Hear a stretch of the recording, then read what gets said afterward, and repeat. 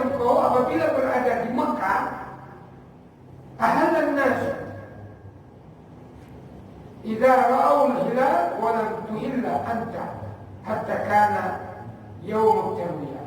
Orang-orang yang berumrah yang lain itu bertahallul,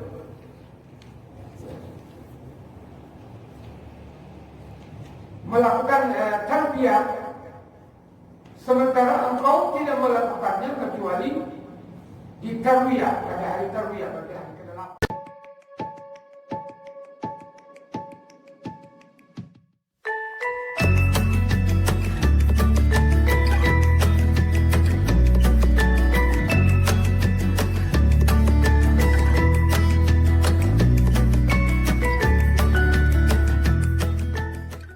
Aku melihat engkau apabila berada di Mekah, ahalan nas idza ra'aw al-hilal wa lam tuhilla anta hatta kana yaum at-tarwiyah. Orang-orang yang berumrah yang lain itu bertahallul,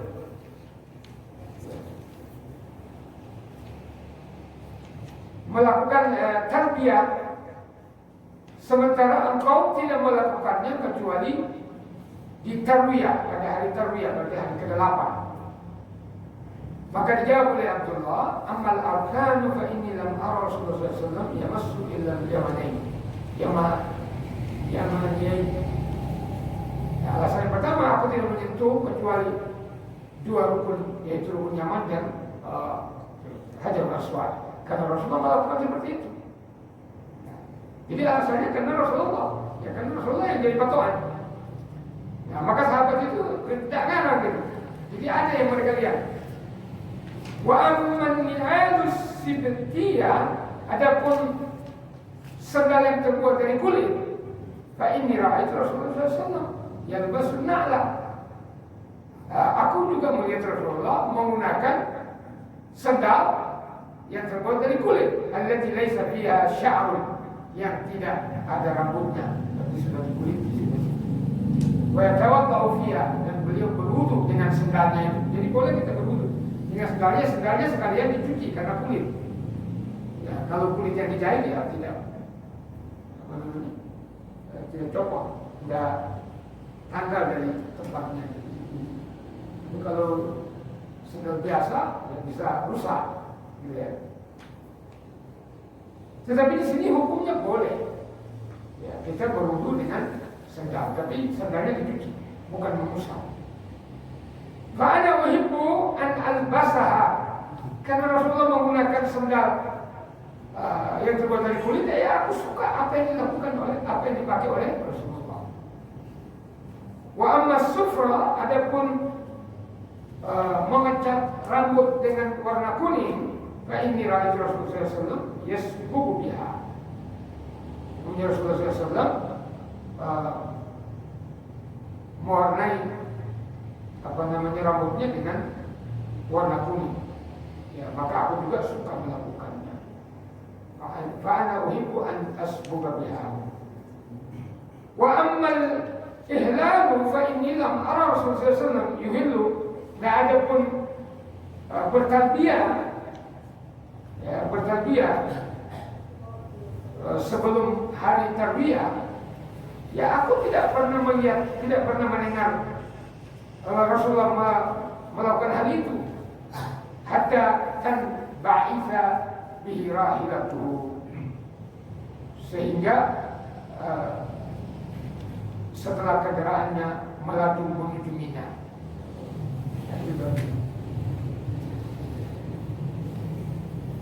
Ya, kita biasanya baru dari sini menuju ke Solo sudah ganti ya. Ya sebenarnya belum terjadi. Itu ya ketika mau pergi ke Arafah, dari Arafah ke Mina, itu biasanya. Tapi yang kita catat dalam hal ini, karena ini bab tentang wudu, yaitu mencuci kaki dengan menggunakan sendal kulit, itu boleh, tetapi dicuci, bukan diusap. Ya, ini hadis-hadis nanti. Kemudian mendahulukan yang kanan dalam berwudu. Jadi bukan bolak-balik kanan kiri. Ya, kanan dulu. Ini dari Musaddad sampai ke Ummu Atiyah berkata bahwa Rasulullah SAW bersabda kepada para wanita, ibu-ibu, fi gusli ibnatihi, saat memandikan putrinya. Jadi karena sebelum Rasulullah wafat, yang meninggal putri beliau namanya Ruqayyah dan Ummu Kalsum. Kalau Fatimah ada yang mengatakan 4 bulan, ada yang mengatakan 6 bulan setelah wafat baru Fatimah meninggal. Nah, perintah Nabi ketika memandikan putrinya pada perempuan-perempuan yang menikah pada waktu itu, beliau mengatakan, ibda'na, hendaklah kalian kaum wanita memulai bimaya, yaitu dengan kanannya dulu. Pemawaqi'il wudu minha, dan dari tempat atau anggota wudunya. Ya, jadi yang kanan itu tadi kembali didahulukan. Sama dengan hadis ini bahwa Nabi SAW yu'jibuhu tayammunu fi tanahkulihi wa tarajjulihi wa tuhurihi wa fi sya'nihi kulli. Bahwa Nabi SAW yu'jibu itu mengagumkan, artinya suka. Dia menyukai memulai segala sesuatu dengan kanan.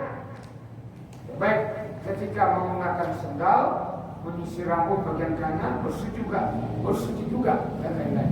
Jadi semuanya Nabi memulai dari kanan. Karena kenapa? Orang kanan itu simbol kebaikan. Ya, maka di dalam surat Al-Haqqah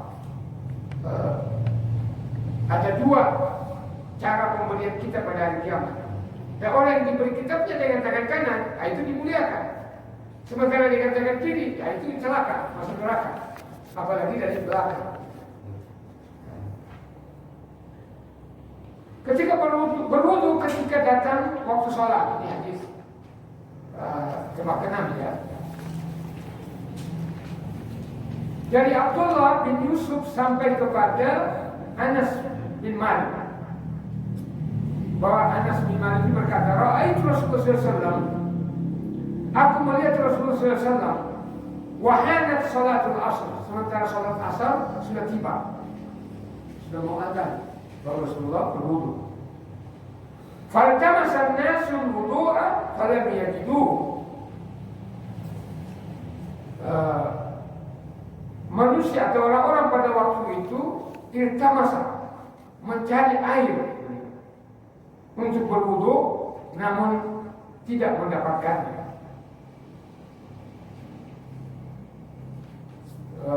Fawadha'a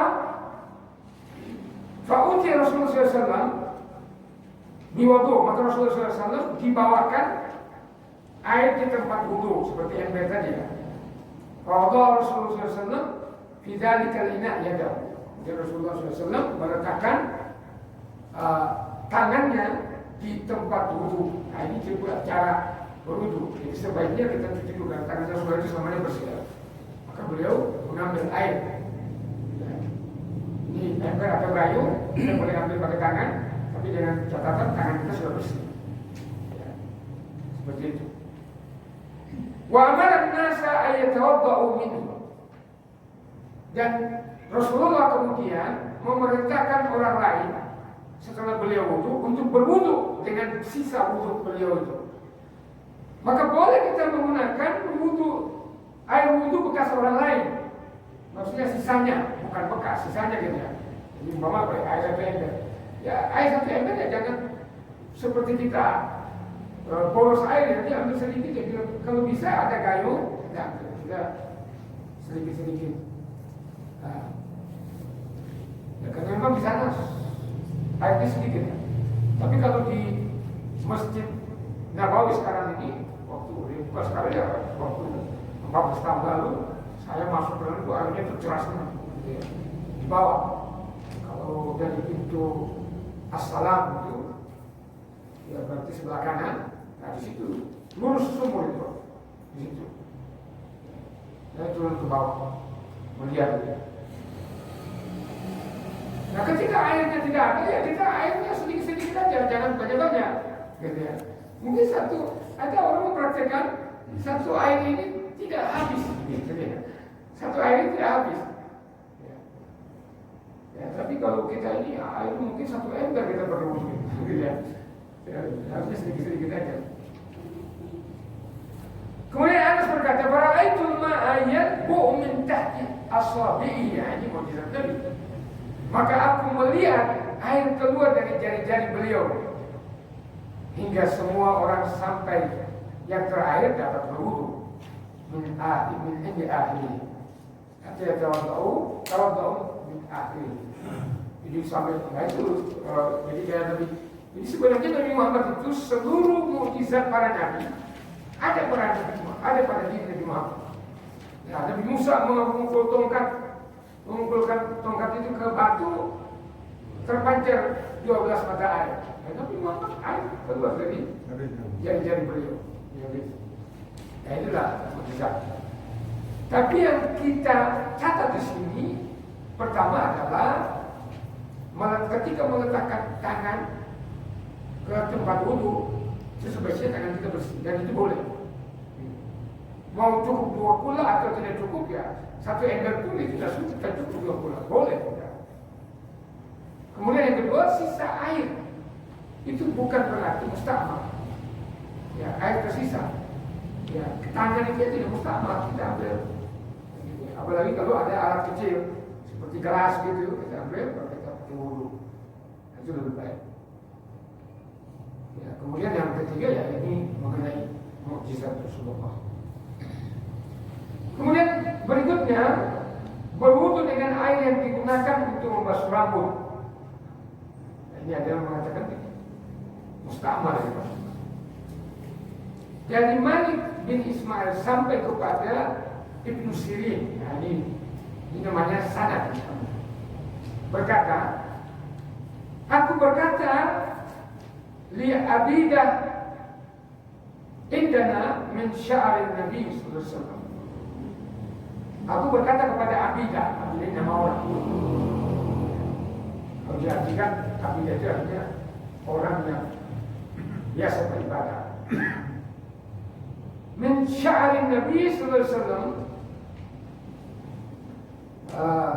Kami memiliki rambut Nabi sallallahu alaihi wasallam. Asabnahu min kibali Anas, yang kami dapatkan dari Anas, atau min kibali ahli Anas, ya, atau dari keluarga Anas.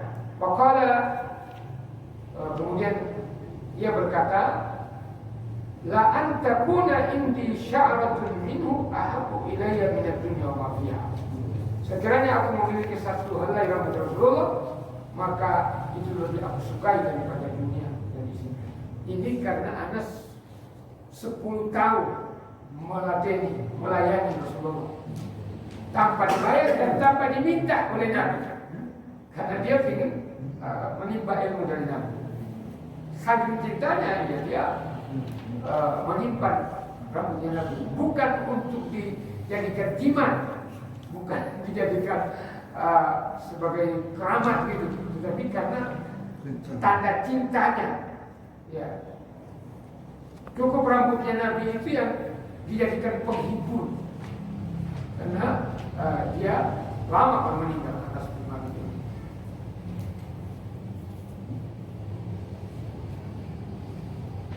Nah, hadis kedua itu hadis sama ini, diriwayatkan dari Muhammad sampai kepada Anas juga, bahwa Rasulullah SAW lama halaq ra'sahu, ketika mencukur rambutnya, karena Abu Talha, maka Abu Talha radhiyallahu anhu awal man akhadahu min sya'ri, orang yang pertama yang mengambil rambut beliau. Jadi kalau Nabi itu rambutnya jadi dirayat gitu ya, sama orang ya, sebagai tanda bahwa dia pernah bergaul, berkomunikasi dengan Rasulullah, bukan dijadikan jimat. Dan juga memuliakan, ya, Rasulullah itu manusia pilihan gitu. Ya. Dan sekarang ini rambutnya Rasulullah dipamer Ya, ini seolah-olah itu suatu mukjizat. Ya, tapi di Turki itu disimpan. Yang dipajang jimat setiap tahun itu ya saya nggak tahu di mana. Gitu ya. Nah, ini kemudian membasuh wajah yang dilihat oleh anjing sebanyak 7 kali. Nah, ini sekalipun ya zaman Soekarno dulu antara Kiai Haji Sirajuddin Abbas yang menulis buku 40 masalah agama itu banyak jilid itu. Kata Bung Karno, kenapa harus sana? Kan sekarang sudah ada karbol. Ya karbol itu kan bisa mematikan kuman. Ya. Kenapa harus pakai tanah? Ya karena itu dicontohkan oleh Nabi, dikatakan oleh Nabi, ya tetap kita pakai tanah. Ternyata tanah itu bisa menghilangkan bau, bisa menghilangkan bakteri-bakteri. Ya, karena tanah. Maka Rasulullah bersabda, "Idza syaribal kalbu fi ina'i ahadikum." Apabila seekor anjing meminum di salah satu bejana kalian, yaitu wadah kalian yang kalian pakai, falyaghsilhu sab'an. Maka hendaknya dia mencucinya sebanyak 7 kali. Ya, dalam riwayat lain dikatakan ahad ihdahunna biturab. Dari 7 kali itu salah satu diantaranya dengan tanah. Jadi dicuci 7 kali kenapa? Kenapa harus bukan 3 kali, 5 kali atau 9 kali? 7 kali itu standar. Sudah berarti kuman-kuman yang ada di situ. Ya. Ini menunjukkan bahwa liur anjing itu najis. Ya, sama dengan babi. Ya. Maka 3 imam itu menyatakan sepakat kecuali Imam Abu Hanifah. Imam Abu Hanifah itu adik saya 7 tahun di Mesir, dia katakan orang bermadhab Hanafi itu ke masjid bawa anjing, jadi anjingnya itu ada jilat-jilat, jilat-jilat. Tapi itu pemahamannya kenapa Imam Abu Hanifah seperti itu? Karena dia kurang menerima hadis. Ya, kalau Imam Malik di Madinah dia menerima hadis. Imam Syafi'i berguru kepada Imam Malik menerima hadis. Imam Ahmad berguru kepada Imam Syafi'i menerima hadis. Nah sementara Imam Abu Hanifah ini sedikit hadis yang dia dapat. Nah sehingga dikembangkan oleh murid-murid.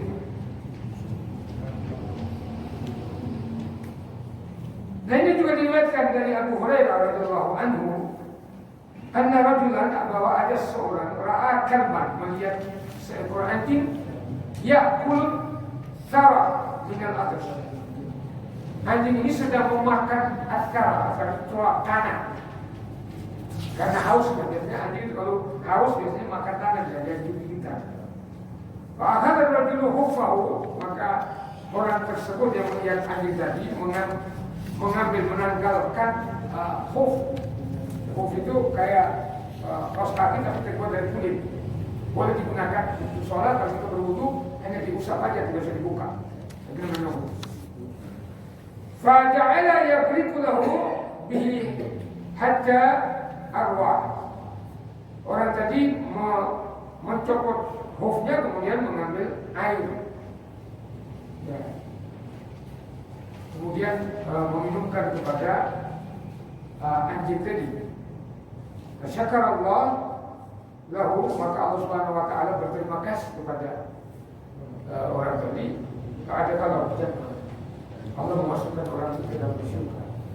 Jadi yang kita garis bawahi di sini, yang pertama karena mengenai wudu ya boleh kita menolong anjing, gitu ya. Tetapi yang kita ini wadah yang dipakai itu ya seharusnya dicuci. Ya, tapi dalam keterangan ini enggak. Yang kedua bahwa kita berbuat baik bukan hanya kepada manusia, tapi kepada makhluk Allah juga. Ini satu lagi hadis yang saya perjalankan tadi sampai selesai. Ini masih ada satu yang tidak. Ini masih tetap mengenai anjing. Ya. Ya.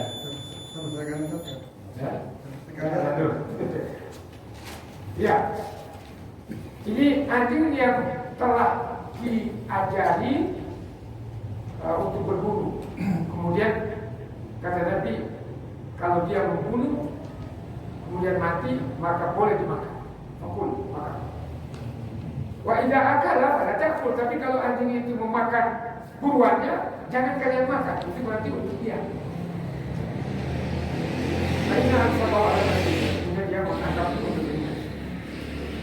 Aku katakan kepada di sini yaitu Ali bin Hakim, ursilu kalbi fa'ajidu ma'au kalban Aku melepaskan anjingku untuk berburu, tahu-tahu ada anjing yang lain selain anjingku. Nah, maka Nabi menyatakan fala ta'kul, jangan dimakan kalau ada anjing lain. Karena anjing lain itu tidak dilepas dengan bismillah. Fa innama samaita ala qalbika, yang engkau membacakan bismillah yaitu anjingmu.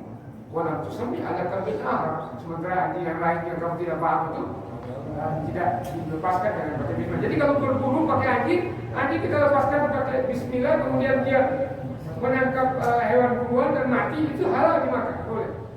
Ya, tapi kalau ada anjing lain jangan dimakan. Ya, saya kira itu nanti akan dulu kita lanjutkan.